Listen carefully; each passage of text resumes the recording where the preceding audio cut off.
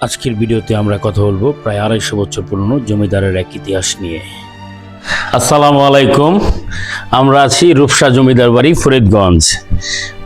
জমিদার নাই, জমিদারে রয়ে গেছে, জমিদারের চিহ্ন রয়ে গেছে। পুরান বাড়ি, জমিদারের ঐতিহ্য রয়ে গেছে। 100 বছর আগের ঐতিহ্য রূপসার জমিদার বাড়ি দেখতে আসছি, ঘুরবো।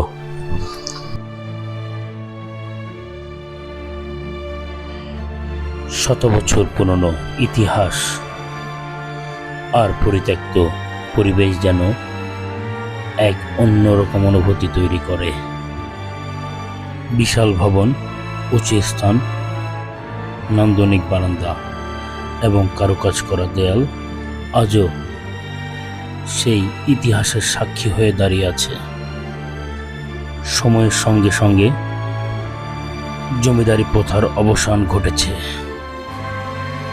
আজও দাঁড়িয়ে আছে রূপসা জমিদার বাড়ি, রয়ে গেছে ও তার মানুষ নেই। এটাই প্রকৃতির নিয়ম। এখন বাংলাদেশ সরকারের রূপসা ভূমি অফিস, ফরিদগঞ্জ, চাঁদপুর। ঘুরছি জমিদার বাড়ির শান বাঁধানো পুকুর ঘাট।